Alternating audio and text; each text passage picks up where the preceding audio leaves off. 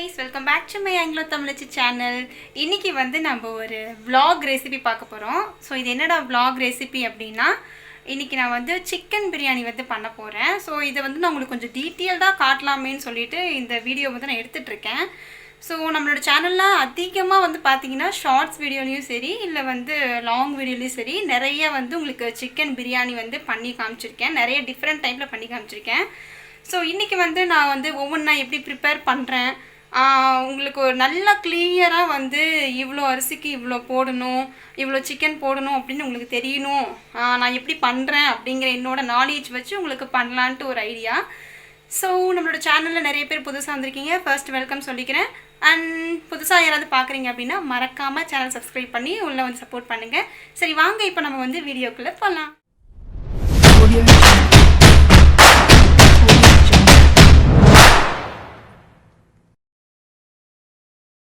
Hi guys, இன்னைக்கு வந்து பாத்தீங்கன்னா 11:30 ல இருந்து இந்த vlog ஸ்டார்ட் பண்ணிருக்கேன். இது சடனா தான் எடுத்த முடிவுங்க. அதனால தான் இந்த மாதிரிலாம் போஸ்ட் கொடுத்துட்டு இருக்கேன்.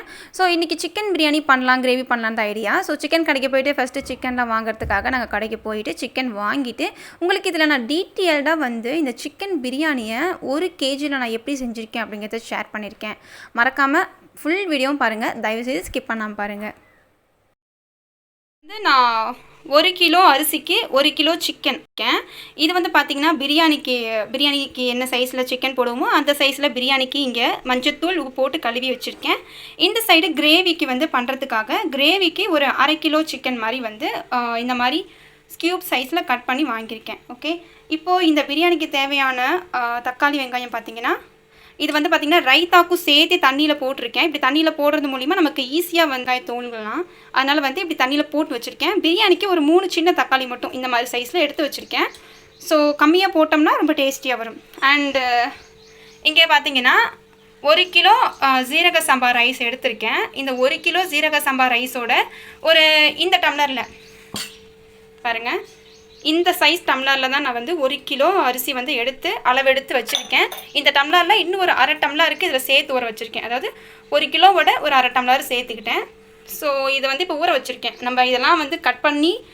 இந்த மேரினேட் பண்ற வரைக்கும் அது வந்து ஊறட்டும் அவ்வளவுதான் சோ இப்போ வந்து தக்காளி வெங்காயம் எல்லாம் அரிஞ்சிட்டு ஃபர்ஸ்ட் நம்ம மேரினேட் பண்ணிடலாம் இது ரெண்டையும் வந்து மேரினேட் பண்ணிடலாம் இப்போ ஃபர்ஸ்ட் வந்து இந்த பிரியாணிக்கு மஞ்சத்தூள் கொஞ்சம் அப்படியே கிரேவிக்கு மஞ்சத்தூள் கொஞ்சமா போட்டுக்கறேன் ஆல்ரெடி நம்ம வந்து மஞ்சத்தூள் போட்டு தான் வாஷ் பண்ணிருக்கோம் அப்படிங்கிறதுனால மஞ்சத்தூள் இதல கொஞ்சம் போட்டுருக்கேன் இதல கொஞ்சம் போட்டுருக்கேன் இது கூட வந்து உப்பு கொஞ்சம் சேர்த்திக்கிறேன் இதல கொஞ்சம் உப்பு இதல கொஞ்சம் உப்பு மேரினேட் பண்றதுக்கு and இப்போ இதுக்கு தேவையான மசாலா வந்து பாத்தீங்கன்னா மிளகாய்த்தூள் ஒரு 1 டீஸ்பூன்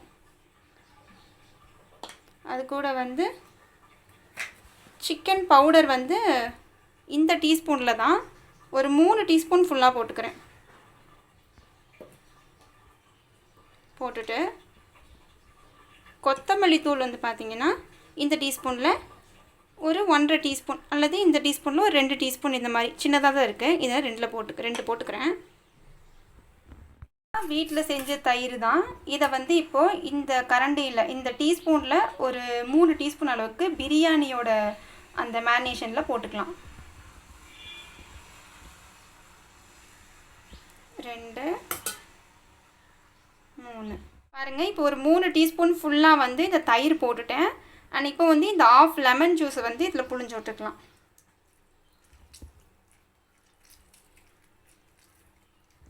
அவ்வளவுதான் இத நல்லா இப்போ வந்து கையில மேரினேட் பண்ணி ஒரு half an hour அதாவது இந்த வெங்காயம் தக்காளி இதெல்லாம் வந்து கட் பண்ற வரைக்கும் இது ஊர்னா போதும் இதுல இஞ்சி பூண்டு பேஸ்ட் போட மறந்துட்டேன் இத ஸ்பூன்ல ஒரு 2 டீஸ்பூன் அளவுக்கு இந்த மாதிரி ஃபுல்லா இஞ்சி பூண்டு பேஸ்ட் போட்டு இதையும் mix பண்ணி வச்சிரலாம் சோ இப்போ பாருங்க நல்லா வந்து கையால மேரினேட் பண்ணி இப்போ வச்சாச்சு நல்லா மசாலாவோட இப்போ வந்து ஊறிட்டு இருக்கட்டும் அதுக்குள்ள நம்ம வந்து வெங்காயம் தக்காளி எல்லாம் கட் பண்ணிடலாம்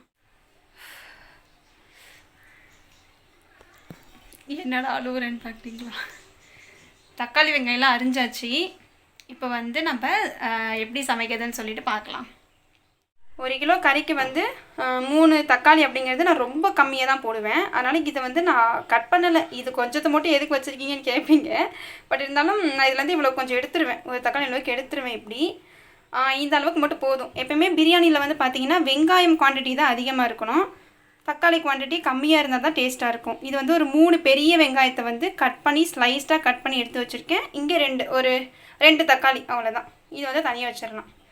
வச்சுட்டு இப்போ நம்ம வந்து சமைக்க ஆரம்பிச்சிடலாம். சமைக்கும் போது பயங்கரமாக எரியுமேன்னு சொல்லிட்டு இந்த மாதிரி கொண்டே போட்டுட்டேன். கொஞ்சம் கேவலமாக தான் இருக்குதுன்னு நினைக்கிறேன். ஸோ அதை யாரும் வந்து கண்டுக்காதீங்க, ஸ்கிப் பண்ணிவிடுங்க. அண்ட் இப்போ வந்து பார்த்திங்கன்னா அடுப்பில் வந்து குக்கர் வச்சுட்டு நான் இப்போது கீ வந்து பார்த்திங்கன்னா 10 ரூபா பாக்கெட் தான் 2 வாங்கியிருக்கேன். ஸோ அந்தளவுக்கு வந்து கீ வாசனை வந்து வீட்டில் பிடிக்காது, ரொம்ப அதிகமாக இருந்துச்சுனால திகட்டும். அதனால் வந்து 10 ரூபா பாக்கெட்லேயே வந்து 2 பாக்கெட்டையும் போட்டுட்டு அப்புறம் தேவையான அளவுக்கு இந்த நல்லெண்ணெய் ஊற்றிக்கிட்டேன். நல்லெண்ணெய் ஊற்றினதுக்கப்புறம் பார்த்திங்கன்னா நம்ம எடுத்து வச்சுருக்க ஒரு 5-6 பிரிஞ்சி இலை, கொஞ்சோண்டு ஒரு 2 துண்டு பட்டை, 2 துண்டு கிராம்பு இதெல்லாம் போட்டுட்டு இப்போ கட் பண்ணி வச்சுருக்க இந்த வெங்காயம்லாம் சொன்னேன் இல்லைங்களா, அந்த வந்து இப்போ நம்ம போட்டு நல்லா வந்து உப்பு போட்டு வதக்கிக்கலாம். நல்லா வதக்கிட்டு இப்போ வந்து இந்த பிரியாணி மசாலாவுக்கு அங்கே 2 போட்டோன்னா இங்கே ஒரு 3 துண்டு பட்டை, 3 துண்டு கிராம்பு, 2 வந்து ஏலக்காய் இதெல்லாம் போட்டு அரைச்சி இப்படி எடுத்துகிட்டு வந்திருக்கேன். இப்போ வந்து இந்த ஒரு 4 பச்சை மிளகாயை வந்து இந்த காரத்துக்காக போட்டிருக்கேன். இந்த வீடியோ கொஞ்சம் ஃபாஸ்ட்டாக இருக்க மாதிரி இருக்கும், ஏன்னா இது நான் 2 மணி நேரம் சமைச்ச வீடியோவை 10 நிமிஷத்துக்கு கொண்டாந்துருக்கேன். அதனால் கொஞ்சம் ஃபாஸ்ட்டாக சொல்கிற மாதிரி இருந்துச்சுன்னா என்னை தயவுசெய்து மன்னிச்சிடுங்க. அண்ட் இதுக்கப்புறம் அந்த பச்சை மிளகா வாசம் போனதுக்கப்புறம் நம்ம இஞ்சி பூண்டு பேஸ்ட் வந்து ஒரு டீஸ்பூன் சும்மா அந்த வதக்கிறதுக்கு மட்டும் போட்டுட்டு அந்த வாசனை போனதுக்கப்புறம் தக்காளியை போட்டு நல்லா வதக்கிக்கலாம். நல்லா வதக்கிட்டு ஒரு கைப்பிடி அளவுக்கு வாஷ் பண்ணி எடுத்து வச்சுருக்க கொத்தமல்லி புதினா பார்த்திங்கன்னா இதில் போட்டு நல்லா வதக்கிட்டேன். ஸோ தக்காளி வந்து பார்த்திங்கன்னா நல்லா ஜூஸியாக வந்து நல்லா வதங்கணும். பார்த்திங்கன்னா நல்லா வதங்கிட்டு இருக்கு. நல்லா வதங்கினதுக்கு அப்புறமா தான் நம்ம வந்து அடுத்ததெல்லாம் போடுவோம். இப்போ பாருங்கள் நல்லா வதங்கிடுச்சு, நல்லா மேஷ் ஆகிடுச்சு. இப்போ நம்ம எடுத்து மேரினேட் பண்ணி வச்சுருக்க இந்த சிக்கன் எல்லாத்தையுமே இதில் போட்டு நல்லா வந்து கலக்கி விட்டுக்கலாம். அண்ட் இது கூட வந்து மேரினேட் பண்ண பாத்திரத்தில் கொஞ்சம் மசாலா இருக்கும், அதில் இருக்கிற தண்ணியை மட்டும் கழுவிட்டு அதில் ஊற்றிடலாம் லைட்டாக. அண்ட் இதுக்கப்புறம் கொஞ்சோண்டு வந்து பார்த்திங்கன்னா எனக்கு மட்டன் மசாலாவோட வாசம் பிடிக்கும், அதனால் மட்டன் மசாலாவும் போட்டுட்டு அது ரொம்ப கொஞ்சமாக பிடிக்கலன்னா ஸ்கிப் பண்ணிவிடுங்க தாராளமாக. அண்ட் இப்போ வந்து இந்த சிக்கன் வேகிறதுக்காக இந்த டம்ளரில் தான் நம்ம அரிசி எடுத்துருக்கோம், அதனால் ஒரு டம்ளர் மட்டும் இதில் ஃபுல்லாக ஊற்றிட்டு நல்லா கலக்கிட்டு ஒரே ஒரு விசில் மட்டும் இப்போ விட்டுக்க போகிறோம். ஸோ ரொம்ப சூடாக இருந்துச்சு, அதனால தான் இந்த வெளியே வந்துட்டேன், ரொம்பவே ஹாட்டாக இருந்துச்சு. இப்போ வந்து பார்த்திங்கன்னா நான் தெரியுதா கொதிச்சிட்டு இருக்கு, ஃபோனுக்கு இது உள்ளே விழுந்துற போது நல்லா கொதிச்சிட்டு இருக்கு.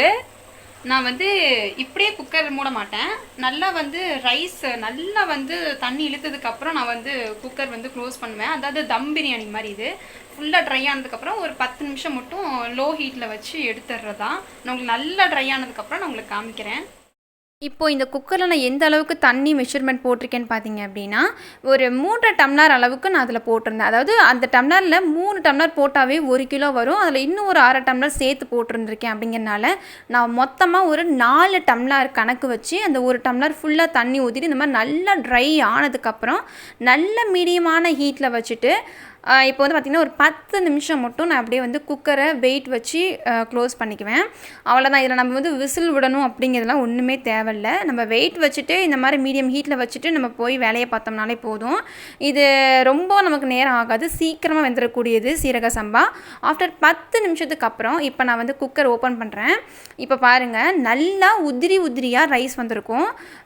உங்களுக்கு டவுட்டே வேணாம், நமக்கு வெந்திருக்குமா வேகாதா அந்த டவுட்டே வேணாம். மோஸ்ட்லி நம்ம சீரக சம்பாவாக இருந்தாலும் சரி அல்லது நம்ம பாஸ்மதி ரைஸில் செஞ்சாலும் சரி நமக்கு அந்த ஆவிலேயே வந்து நல்லா வெந்துடும். இப்போ பாருங்கள் எனக்கு அடியெலாம் ஒன்றுமே பிடிக்கல, அடி பிடிக்காமல் ரைஸ் வந்துச்சு, சூப்பராக வந்துச்சு, நல்லா வந்து பிரிஞ்சு ரைஸ் இருந்துச்சு.